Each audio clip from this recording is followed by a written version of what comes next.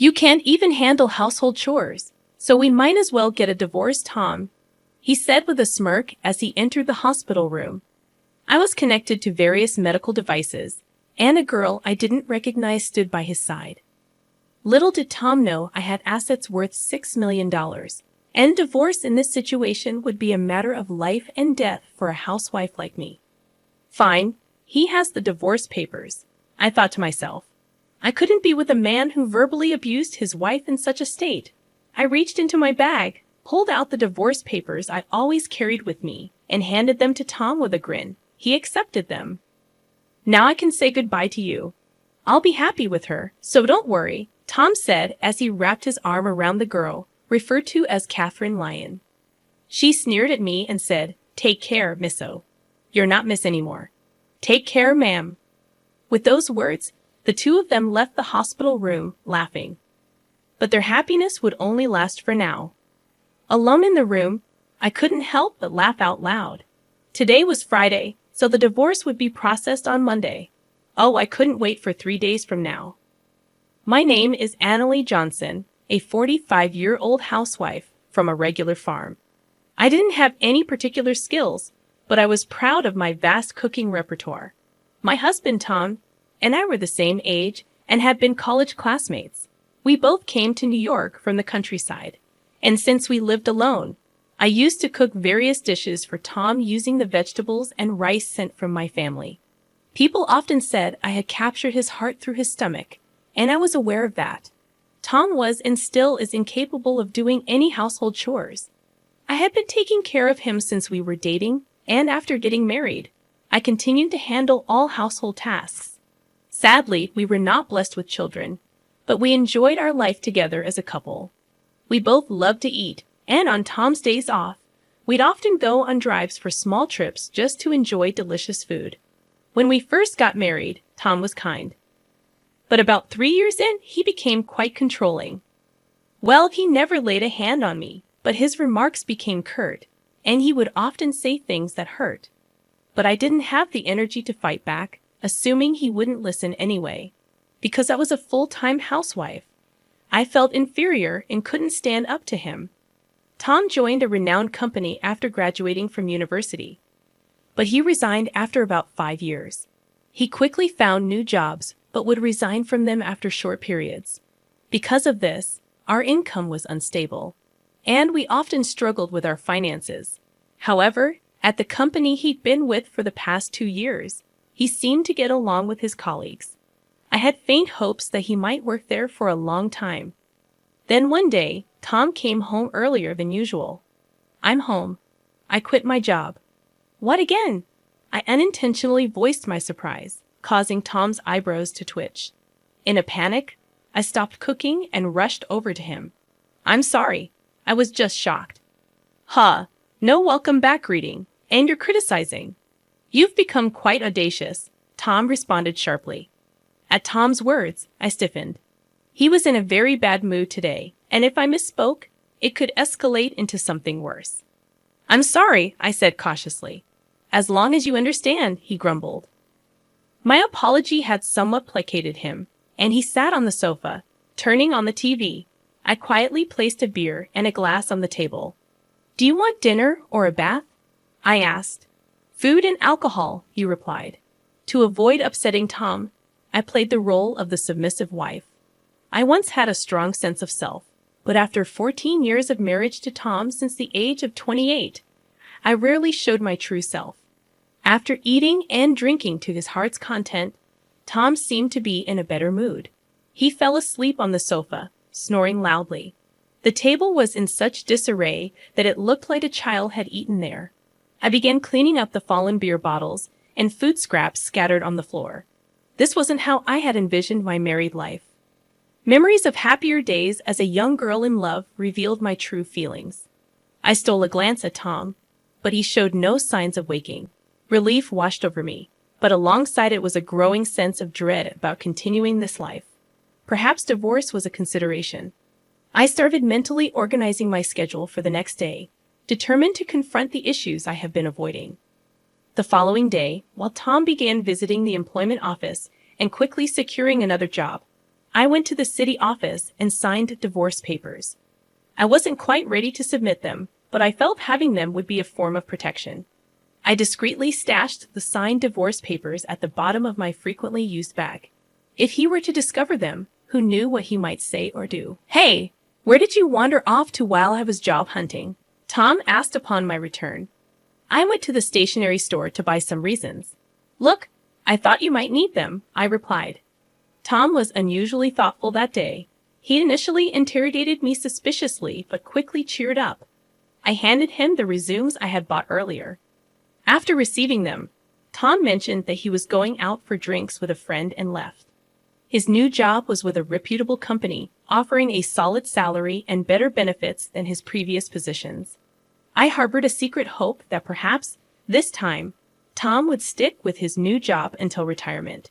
His new department seemed to be in sales, and he started leaving home more frequently for evening entertainment. I cherished these brief moments of freedom and gathered the energy to greet Tom with a smile when he returned. One day, I received a call from my mother after a long time. She excitedly told me about an unexpected windfall of $6 million. "You know the mountains and lands we owned? We don't need them anymore. We had them appraised, and they are worth $8 million. We only need $1 million to enjoy the rest of our lives, so I think you might want to rethink your life too." My mother was never fond of Tom, and she had been worried about me, especially after Tom became more controlling, preventing me from even visiting my childhood home. The amount she mentioned stunned me, but what shocked me even more was that she had changed the title of the property inherited from my grandmother to my name to avoid inheritance taxes. It was a difficult decision whether to tell Tom about the inheritance or to embrace newfound freedom. About a week later, I was involved in a traffic accident. Thankfully, my life wasn't in danger, but I would need to be hospitalized for about a week. After securing my valuables in the hospital room drawer, I immediately contacted Tom. "I'm sorry I got injured." Tom's initial reaction was, "Huh? What about my meals?" I almost confronted him for prioritizing his meals over my injury, but I continued to explain, "It seems I'll need to be hospitalized for a week. I'm really sorry, but could you buy your meals elsewhere until then?" Tom's response was far from understanding. "Not even preparing meals for your husband? What a lazy wife." "Oh, wait, I'm coming over now." He abruptly ended the call. I had initially planned to tell him about the inheritance that night, but now I wondered if it might be best not to mention it. As I lay in the hospital bed, surrounded by various tubes and undergoing precautionary examinations, I couldn't help but feel that my intuition about the unfolding events was about to prove correct. Tom's words had cut deep. "You're useless. Can't even do housework. Let's get a divorce, and you better pay me compensation." With a smirk on his face, he had said this to me, connected to numerous medical devices. Beside him stood a girl I didn't recognize. Unaware that my total assets amounted to $6 million. He should have realized that a divorce under these circumstances would be a matter of life and death for me. "Fine, here are the divorce papers," I finally decided. A man who would hurl abuse at his wife in this condition was someone I'd rather not have. I handed over the divorce papers I had kept as a sort of charm, and Tom accepted them with a smug smile on his face. "With this, I can finally say goodbye to you. I'm going to be happy with her," he declared, wrapping his arm around the girl he referred to as Catherine. Catherine, the girl with Tom, leaned against him and made fun of me. "Take care, madam." "Oh, you're not a madam anymore." "Take care, old lady," she said. They left the room laughing, but their happiness wouldn't last long. In my hospital room, I burst out laughing. It was Friday, and the divorce papers would be processed on Monday. I couldn't wait for those 3 days. As expected, the weekend passed without any contact from Tom. It was quite peaceful, but I felt restless. I wasn't used to doing nothing. Every time I became restless, the nurses told me to stay calm. On Monday evening, I received a series of calls from Tom. At first, I ignored them, but after about 30 minutes of nonstop ringing, I decided to answer. I told him to stop being so persistent. Tom shouted at me as soon as I picked up. and I couldn't help but laugh, which seemed to make him even angrier. Tom was furious about the divorce papers not being accepted. I chuckled and told him that I had previously filed a notice of non-acceptance.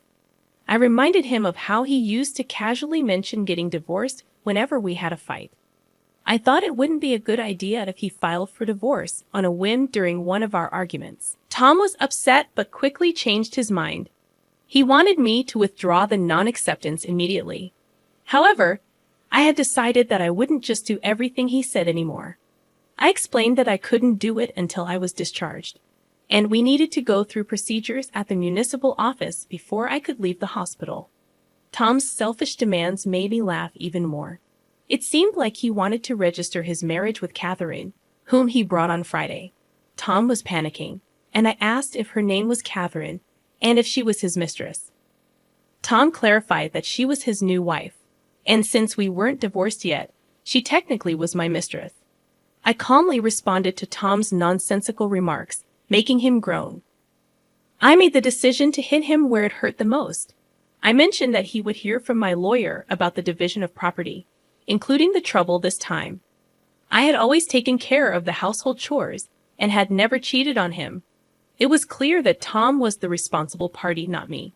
Tom seemed genuinely puzzled and believed that not taking care of him while I was hospitalized would make me at fault. I explained patiently that not being able to do housework during my hospitalization didn't make me at fault. He had abandoned taking care of me, and even if I were a child, it would be considered neglect.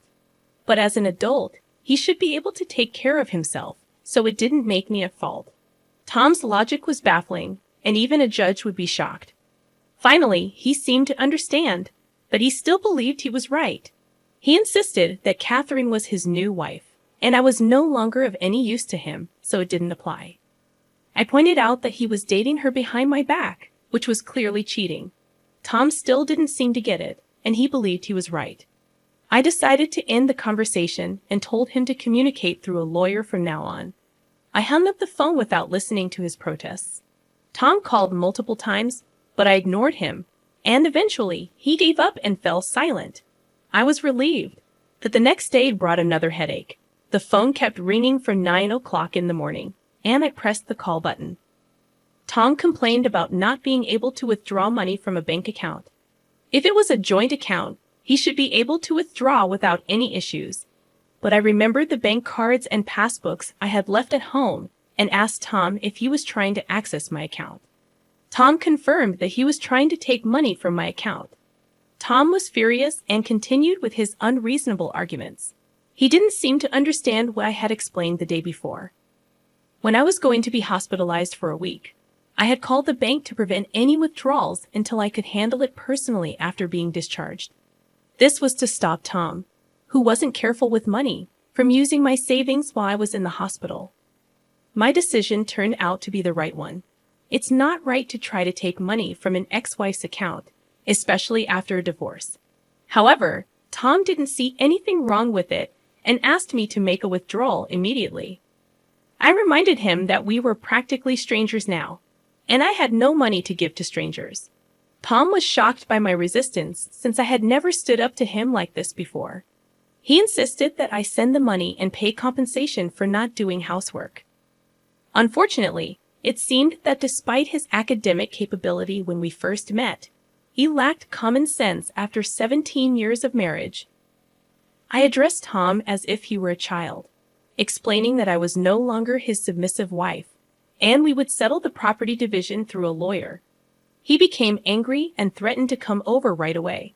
I didn't mind if he came to the hospital, but I had already asked the nurse's station not to let anyone in except for my parents, so it was unlikely he could get to my room. However, Tom did come to the hospital, but it seemed he was stopped at the nurse's station as my phone kept ringing. After ignoring it for a while, it switched to messages, and my screen was flooded with notifications. I saved all of them as evidence and contacted my lawyer. After a while, it seemed that the lawyer had gotten in touch with Tom as the messages stopped coming in. Just when I thought it was over, there was a new development. I was informed about a visitor named Karen, whom I had known for a long time and shared my interests. She had responded to my posts about dining experiences on a social media platform. We used to go out for meals together before I got married. She expressed concern about my injury and shared her suspicions that Catherine, the young girl with Tom, was having an affair with my husband. I was shocked and asked her how she knew it. It turned out that Catherine was Karen's niece. She had told her sister, Karen's mother, about getting married to a 45-year-old man. And when Karen saw a photo, it was of my husband. I couldn't believe the twist of fate. Karen had already informed her sister about the trouble her niece had caused me. Karen was thinking of demanding compensation from Catherine and assured me that our friendship would continue.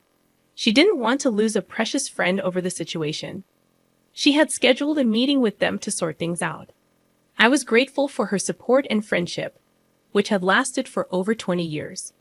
The next day, after leaving the hospital, I went to a private restaurant room with my lawyer. Tom and Catherine were already there, enjoying an expensive traditional meal. I was surprised at their audacity.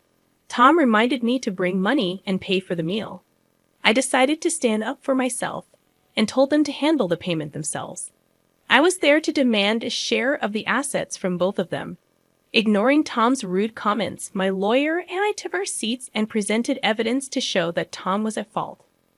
We showed legal documents explaining why Tom was responsible and documents regarding the division of property. We'd also displayed photos provided by Karen, which showed Tom and Catherine together and Catherine with an unknown man entering a hotel. This surprised Tom and Catherine, and they stopped eating. Karen arrived at the right moment and admitted to taking those photos. Catherine was confused about her aunt being there. Karen explained that she wanted to continue being friends with me, even though she demanded compensation from Catherine. She felt that Catherine's actions were despicable. Catherine mentioned being pregnant, but when Karen saw her, she didn't look pregnant at all. Tom seemed shocked by this news, and Catherine suddenly admitted that she had lied about the pregnancy and apologized. She had been looking for wealthy older men, and Tom was the one who fell for her scheme. She confessed that she had lied about being pregnant because Tom showed no signs of wanting to divorce. Tom was speechless, claiming he had no money to give. Karen mentioned that she would bring Catherine for another apology later and took her out of the restaurant. Tom tried to convince me that he had been deceived and asked if we could start over.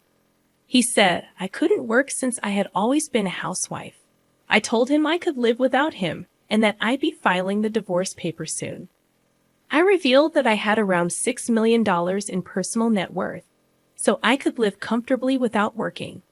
Tom was surprised and wanted a share of my money, but I explained that it was my personal inheritance and didn't count as marital assets.